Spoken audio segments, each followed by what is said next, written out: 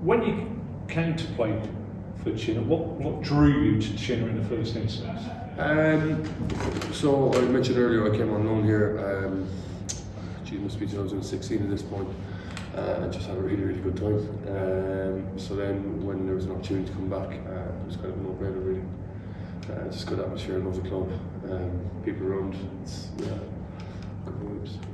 When sides get on the threshold of achieving something, and I'm going to try and water it down because there's 12 games to go. When the sides are on the threshold, what's the feeling like in the dressing room? I don't think we're thinking about that at all, to be honest. Yeah. I know it's a cliche and all the rest of it, but we are all just enjoying each other's company. We're all having fun. Yeah. I don't think we're actually thinking about. Obviously, there is a goal when we go to meetings and everything. We want to win every game, and I think that's just the way it is. We want to win every game we play. It's good competitive nature around the place. Good atmosphere. Just everyone's kind of getting on. And the banter in the change room? Yeah, very good. Very good. And it's all inclusive. It's like everyone's kind of bouncing off each other as compared to, you usually have kind of cliques here or there, but it's everyone. It's really good. Now in sport in general, there's normally one player that's a bit of a maverick. You know, you've got all your game plans, you've got all your plays, but there's always one that decides to go off on a trot on his own. If you've got a player in the dressing room, you think, oh, he's going to do something. I'd say Keston's probably the only one, and you know what he's going to do. He's going to pick and go and throw a stupid dummy and try to go through.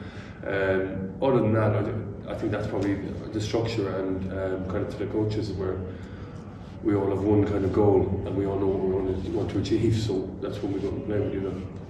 You say you were here in 2016.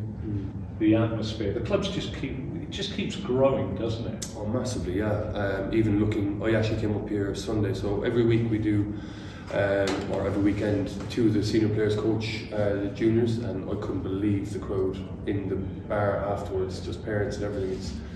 The junior section is massive, the women's section is getting bigger. It really is growing all the time. You know, you've played long enough now to know that you can't get carried away. Sail away is the next one up. Yeah. And is that all your focus is as a group? Yeah, I think historically, the last couple of years, we've gone to sail away. We've not come away with anything. So, yeah, there's no point getting carried away. And you can see, obviously, the start of the season, they've probably had poor form, but they are a very good side. And they're hard to beat up there. So, yeah, there's no point. I suppose, especially with the break as well, we've had 3 weeks off. So, coming back in fresh, you're not really thinking about what you've gone. You're kind of looking forward to what's coming ahead and actually playing a game again.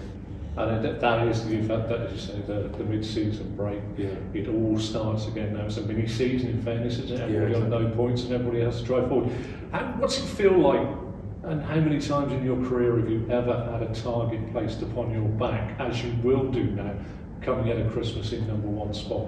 I've probably never been at the #1 spot, but obviously I've been challenging in the top 4 in certain years, and that's probably a realistic goal that most teams I've been involved in is try to get to that top 4. But you got to enjoy it, don't you? We've tried so hard to get there for all of Christmas, so there's no point shying away from it now. And the hardest question you're going to face is the very last question. Yeah. You really love being interviewed, don't you? Yeah, I hate it. Thank you.